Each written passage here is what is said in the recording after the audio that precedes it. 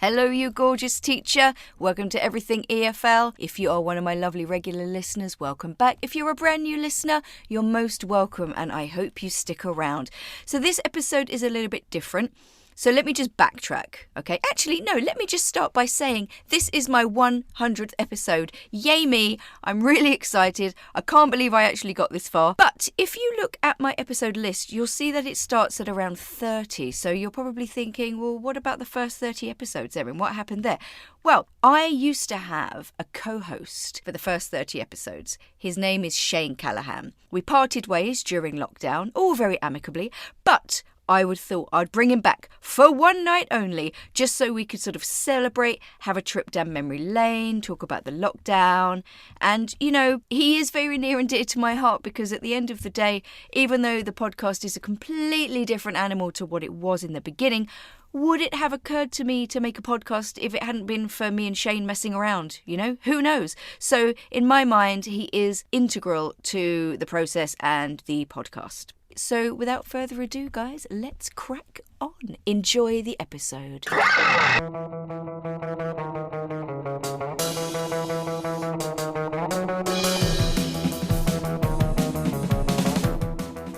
Welcome to Everything EFL. My name's Erin O'Byrne, and I firmly believe that you as a teacher are special, amazing, creative and passionate. But it's very easy to get burnt out and overwhelmed. With my podcast and my teacher training, I aim to help you avoid burnout and cut down on your prep time so you can unleash your creativity and enjoy your work more mindfully. Are you ready? Let's go!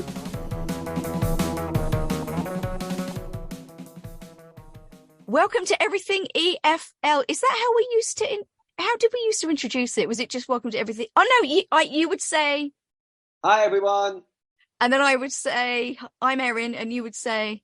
I'm Shane. Or was it the other way around? And then you would do you remember the disclaimer? This podcast can be taken anally, but we don't have any legal responsibility if you take it orally. Was that? Yeah, that word for word. Well done. No, that was a different podcast I was doing. I dread to think. And I could fully believe it's true as well. So remember though, it was like, we are not, I feel like I'm in the classroom. We are not. Illicit. We are not experts, but we do know our stuff.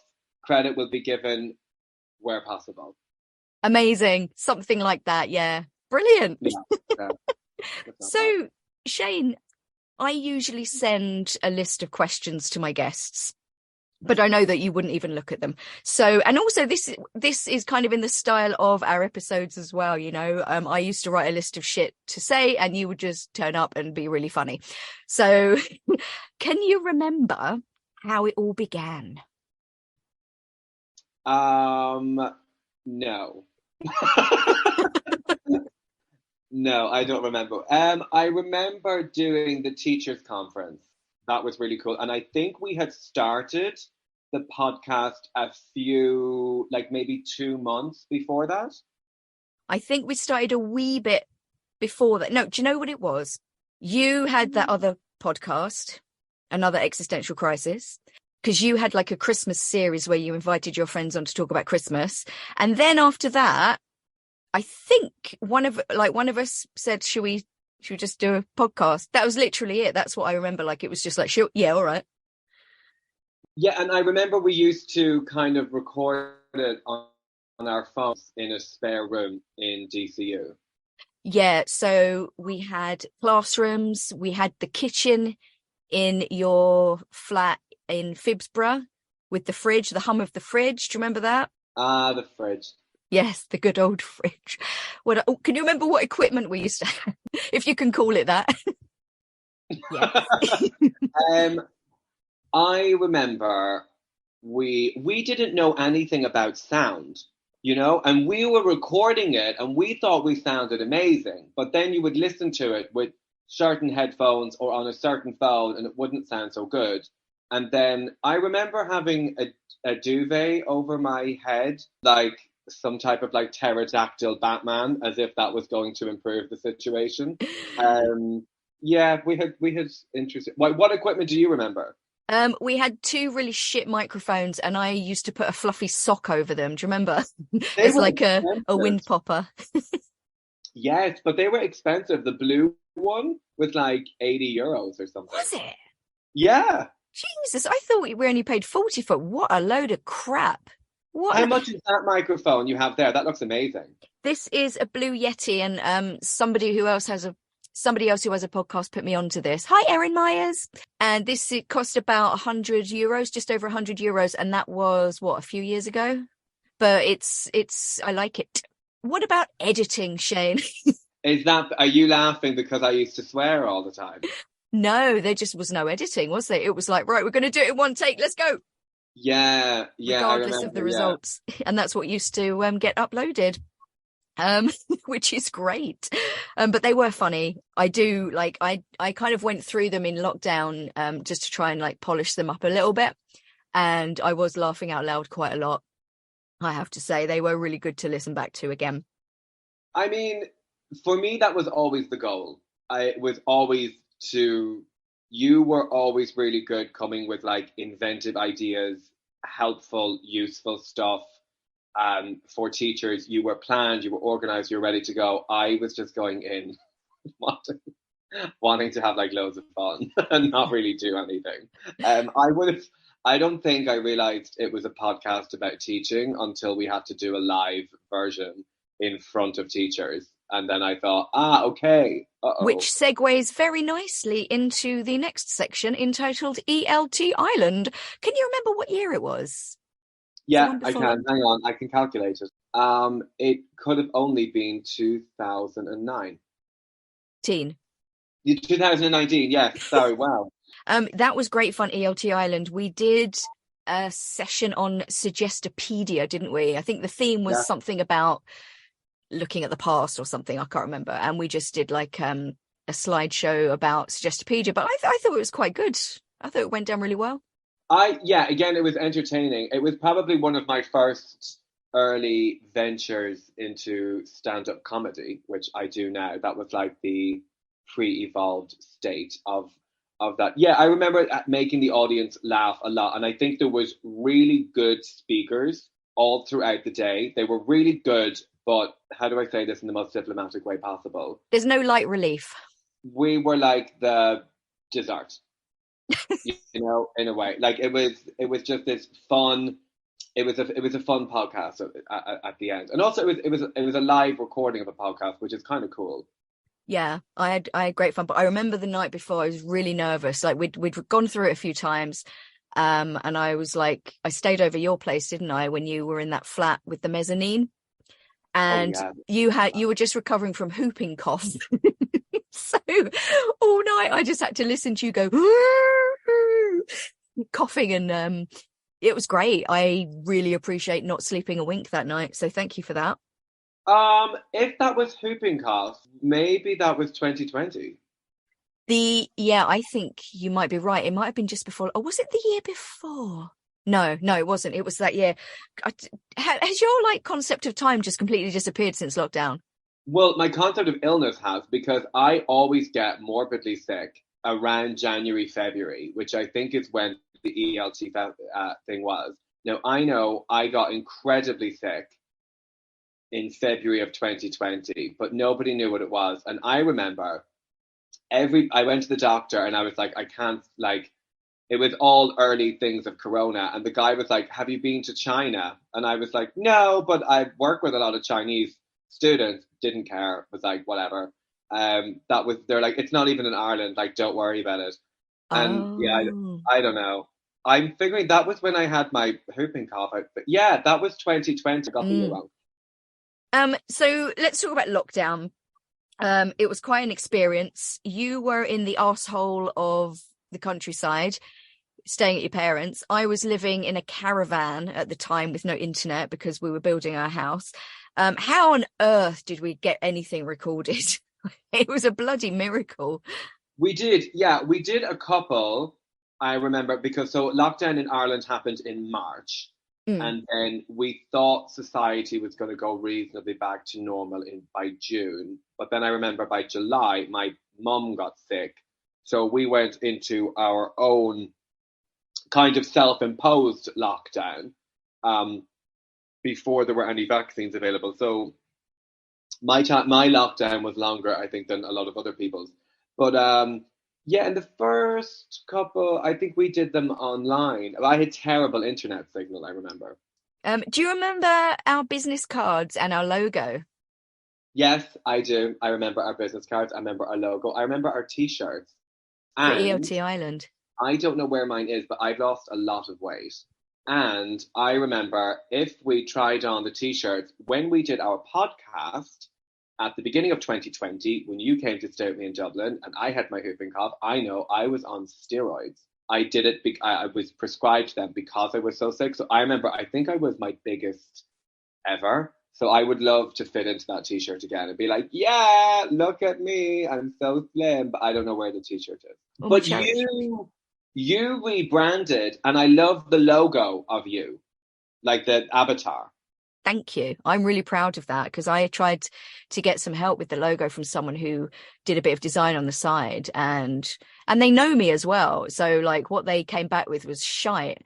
I was like, I need, and like I think there was a bit of a trend at the time for people to start doing sort of cartoonized versions of themselves and having them on logos and stuff. And you're better off using your face in some way as well, with some sort of brand. So yeah, I chose that and I thought it was really cool. And I love the colors. They're very girly, but then like the majority of my listeners and followers are women. So, you know, men, just like be comfortable with your feminine side, like the logo, subscribe to everything EFL. Yeah, do it. Do it, man. Well, teaching is one of those industries that's mostly female dominated. Yeah, but like if you look at the big names, a lot of them most of them seem to be men. I mean, there are a lot of big female names as well, but like the real big ones, you know, you've got Scott Thornbury and I'm going back a bit now, Mario Rimvalucri and my mind is gone, but like, you Michael know, Swan. huh? Michael Swan. Michael Swan. He's the Messiah. Adrian Underhill, Hugh Della, John Hughes, you know, they're great. No shade. I've interviewed a couple of them. But, you know, I think it's changing now, you know, it is because there's lots of sort of drives towards teachers having their own business and a lot of women naturally go to women, I think. So that's good. Paying it forward. Absolutely. Sisters are doing it for themselves, Shane. And I'm also here. So, how long have you been teaching now? 14 years. 14 years. Is there anything that still gives you the teacher feels, you know, something you do in class or that kind of spontaneously happens that gives you the feels? Or are So you just dead inside? well, no, it would appear that way. But no, I'm doing quite a different role now than what I was doing when I was with you because we were teaching adults, we were teaching business, we were teaching exams to get visas, and we were also teacher trainers. Now I'm in primary school. I'm in Central Europe teaching in a public primary school. So that comes with a whole different kettle of fish. First of all, these students are not paying me. They didn't decide to do the program, their parents did. So it is challenging in very different ways, but excitement is pretty cool. I just love teaching.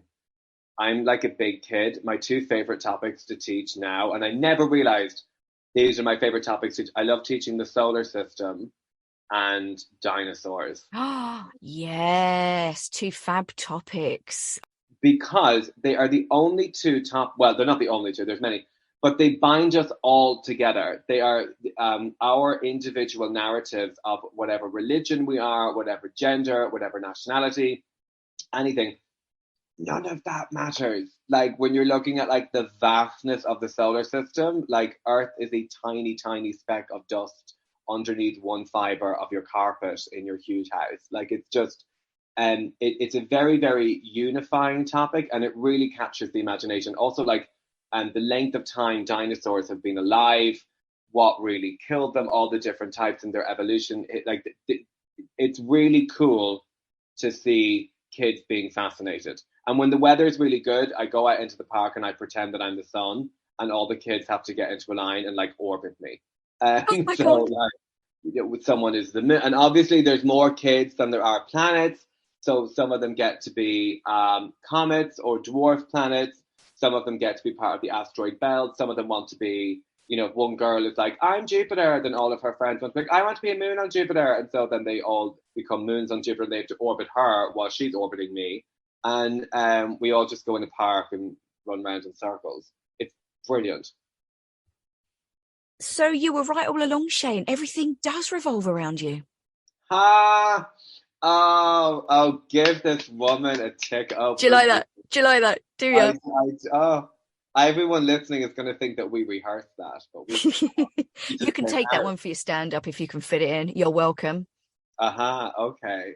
I won't, because my stand-up's generally funny. Touche, bitch. Touche. Oh.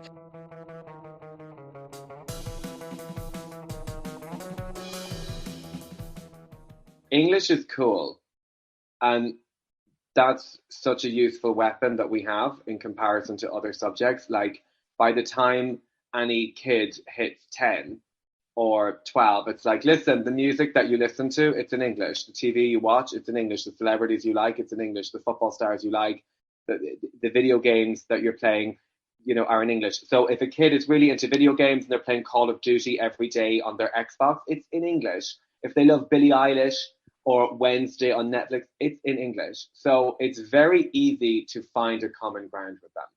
That's a cool advantage. Yeah. And I went to Teachy, Spain last week, and oh God, what was the guy's name? It might be James Seymour. Apologies if I've got that wrong. Not that he listens to this podcast, but we can always hope. What was my point? Yeah, he teaches young learners, and one of his tips, and I think it's so simple, but it's so brilliant, is keep it local.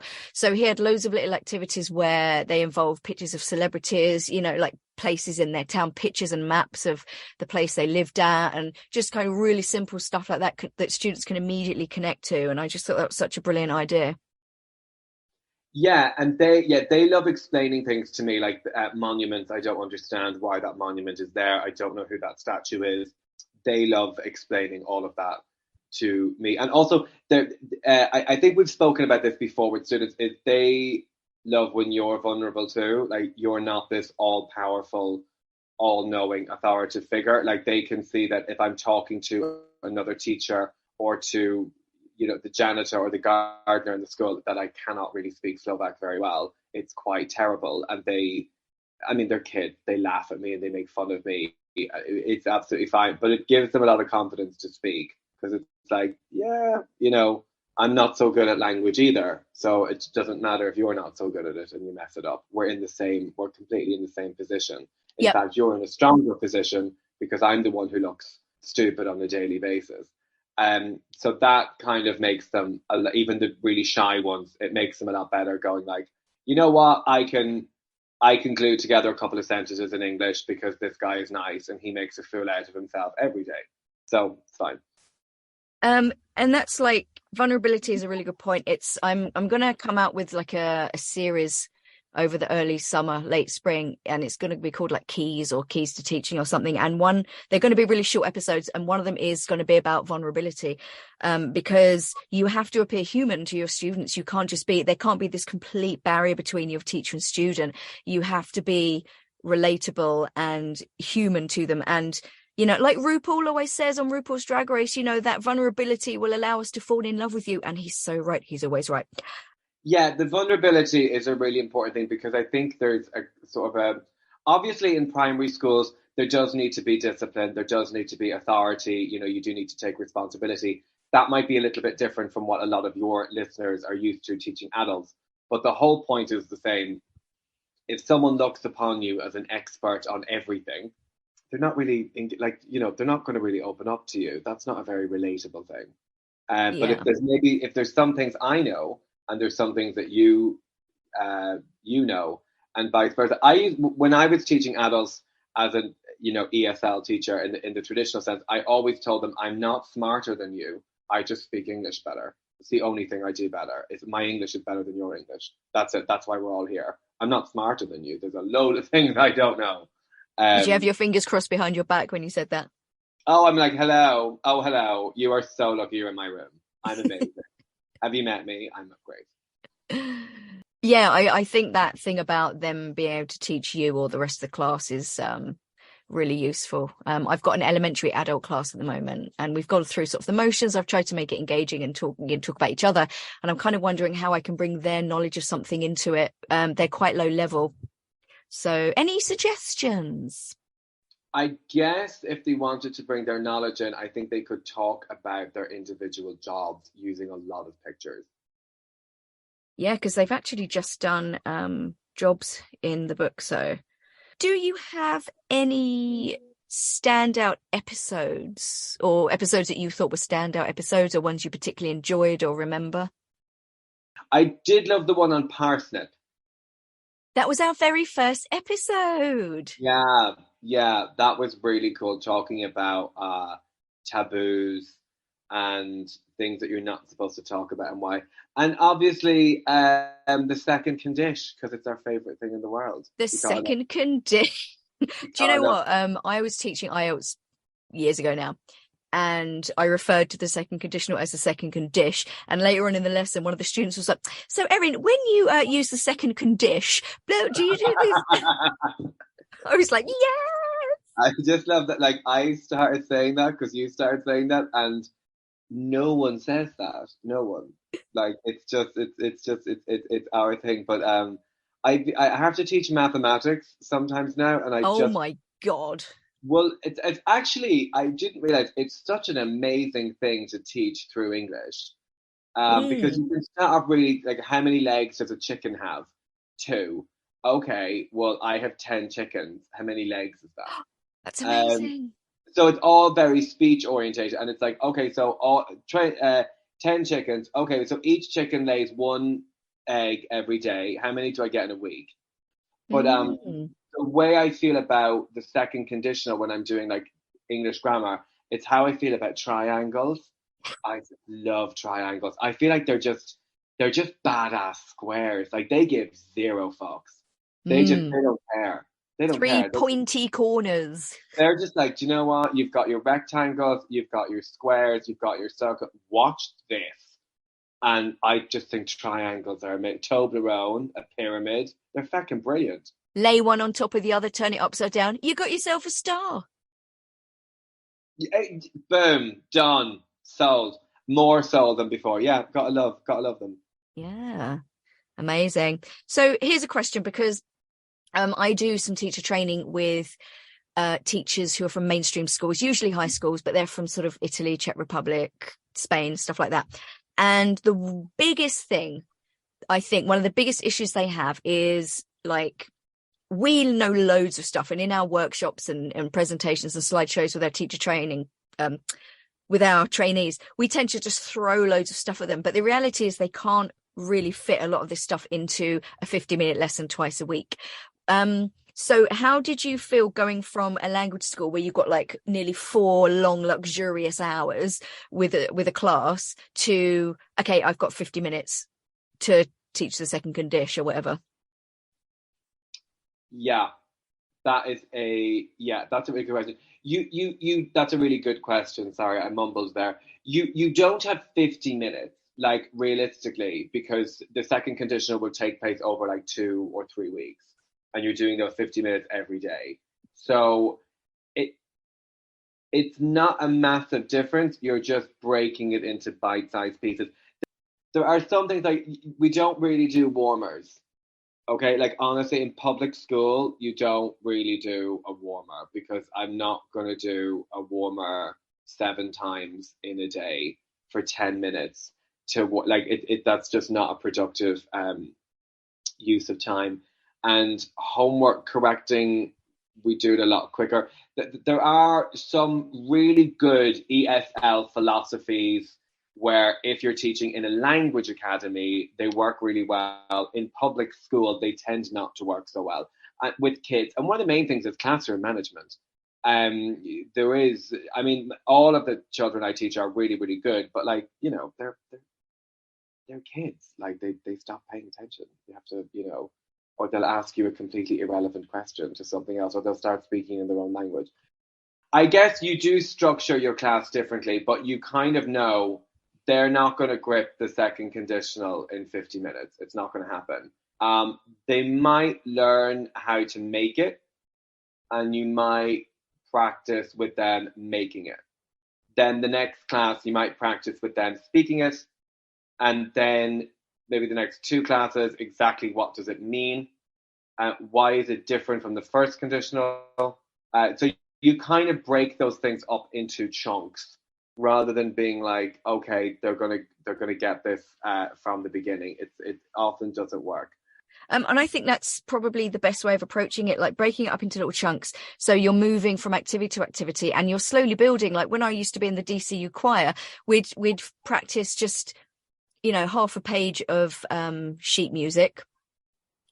We'd go over it a couple of times and then we'd put it down and we'd go on to a different song. And then every week you just kind of slowly build.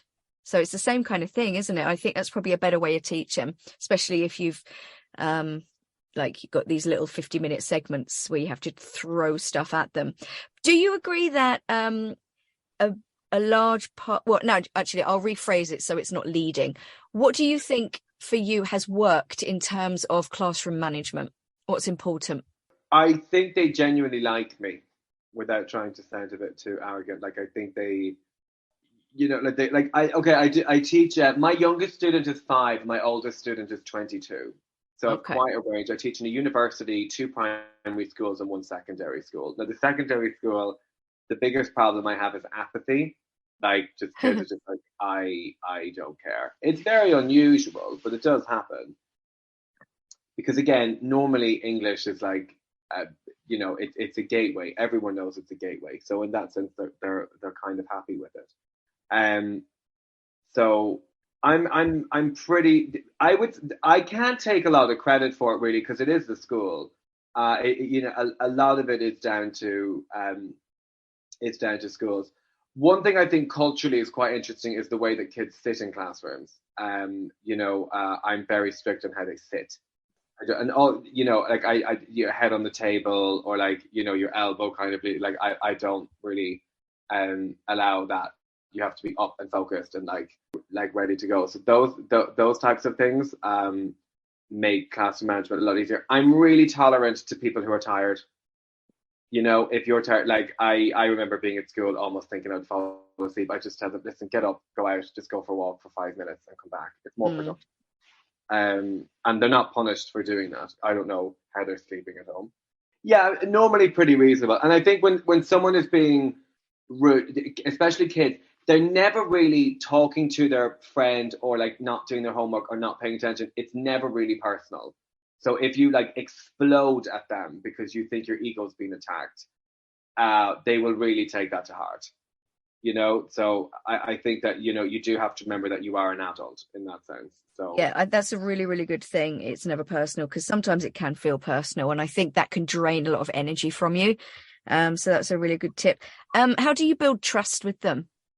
Well, that's going back to the vulnerability thing, isn't it? Yeah. I mean, they know that they're in a safe space. They can look at this person and go, look, he's nice and he's smart, but he's not an expert on everything because he can't even speak my language. I speak my language a lot better than he does. So when they make a mistake and when they mess up, how do you react? Do you expose?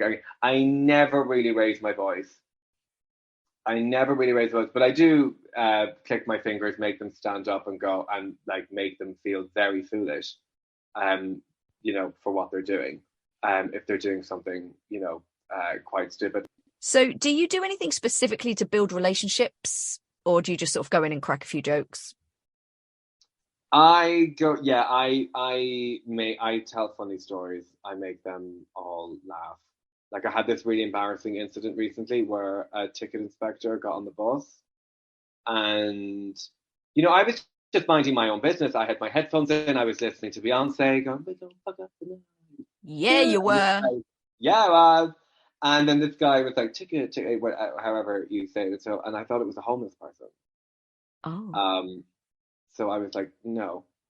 I was trying to ignore him and was like, and then he wouldn't leave me alone. So eventually I gave him like €1 to go away, which is more than what the ticket costs. And then someone came down and explained, so I asked for my euro back. Really, I was like, oh, I think that you're working for the bus company, like give me my euro. It was really embarrassing. But I tell this like really funny story, and the kids think it's absolutely hilarious. And what they're really doing is I have everyone silently listening, in English, so that's kind of cool.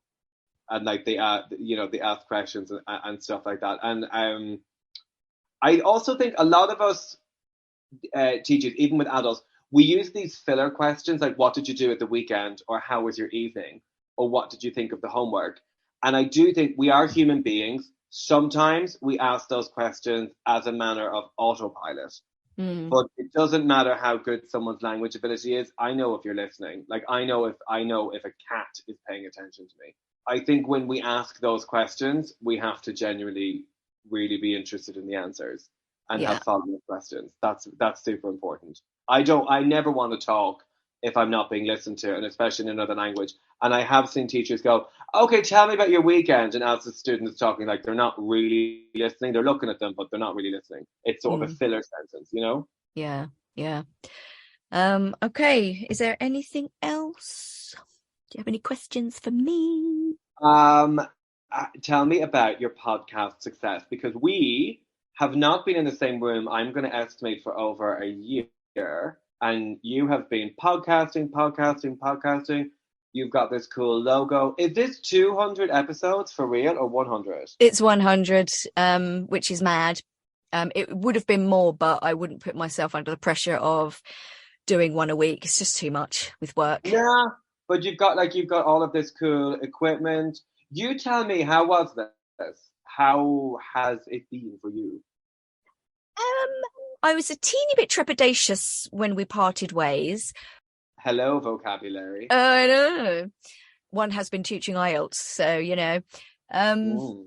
what was I going to say? Yeah, no, it was a bit trepidatious, but at the same time, I was always quite passionate about it. So I just really wanted to carry on, but I did have a lack of confidence a little bit. So the first few episodes were tended to be with people. I think I tended to have more guests near the beginning because it was a bit of a safety net. And then I started doing more and more solo episodes. And actually, do you know what? I forgot how much I enjoy writing. I used to write a lot as a teenager, write little poems and odes, and I loved writing stories for English. So just going back to that creative process of just sitting, having some ideas, and then, typing it all out and putting together an episode can be quite enjoyable as well. When I'm in the flow, I can knock out loads of episodes. So that's been really nice. And then channeling that creativity into my videos and reels as well.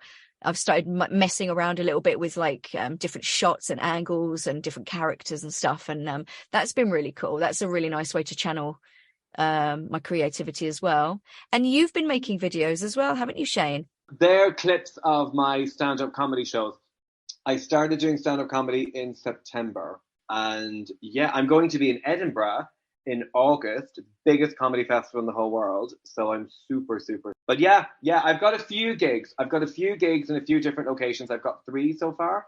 I'm going to be there for 2 weeks, and I am just going to smother myself all over the place, as many bars, pubs as I possibly can to get stuff. Yeah. Okay. But you have made little reels and stuff as well of you sitting there on your bed and or just sort of generally bitching about stuff, which is I always have. I'm very good at lying on my bed and bitching about stuff. I'm on Instagram at Shane Callaghan and TikTok at Shane Does Comedy. Yeah, you can find me there. That's where I'm doing spreading my nonsense to the world, which is to be my. honest, it's a shock to me that you didn't do it earlier. I've heard Because this a lot. Yeah. yeah, it just seems a natural progression because you're very quick and off the cuff. So, even if your written material shite, if someone heckles you, then then you'll be funny, So You would everybody will get something out of it. you would imagine, yeah. I'm not like on stage. You freeze a bit, like that's a vulnerability where you're not as confident. And I think some of your listeners who are new teachers will probably relate to that. When you're standing up in front of a classroom, you and I have been doing this for over a decade. We're kind of fine. Someone can hit us with anything, and we sort of know what we're doing. I would probably be like that as a stand-up comic in a couple of years. At the moment, I rehearse, and I have my thing. And if it doesn't go that way, I get kind of confused. You know what I mean? I'm like a teacher who's just started teaching a couple of months ago. Well, it's good you're honing your craft, you're doing what you need to do. I think it's brilliant. It's just, yeah, it's really, really cool. And I love watching your little reels and videos and stuff. It's great. It's great stuff. I am happy to entertain Miss Erin O'Byrne. Mrs., if you don't mind. Mrs., are you not married? You shitting me? Well, you are married. To John. You've met John, haven't you? Yes. So why would you be Mrs.? What? Why would you be Mrs.? Because I'm married. You know what? Fuck straight people. I don't know what you people do. Oh, Mrs. is the married version. Yes. Okay. Yeah, I get it now. Not really a word that you need to know. No, not really. No, not really. And also in Ireland, they use your Mrs. I would definitely love to have you back as a guest, if that is okay, and we can just talk more shite. I would love to talk shite with you on a podcast. I mean, we did it together for so long when we were working together. It is an absolute joy and a pleasure as always. Thank you so much for having me. Well, that was Mr. Shane Callaghan, my ex-podcast partner and friend. And I have to say, I do miss you, Shane. I wish that you were in the same country. You're great crack, as the Irish say. Okay, guys. So as per usual, if you haven't subscribed to Everything EFL, what are you doing with your life? Pause now and subscribe. I'll give you a few seconds and come back to me. Otherwise, you can follow me on Instagram. You can follow me on LinkedIn. There seems to be loads of engagement on LinkedIn, which I'm really happy about at the moment. So keep those messages coming. Keep those comments coming. I love engaging with you. And yeah, as always, keep your eyes and ears peeled because I've got lots of exciting projects coming up. And I'll tell you all about them on social media and also on the podcast as and when. But as always, guys, look after yourselves. Have a lovely, peaceful week and share the love. Bye.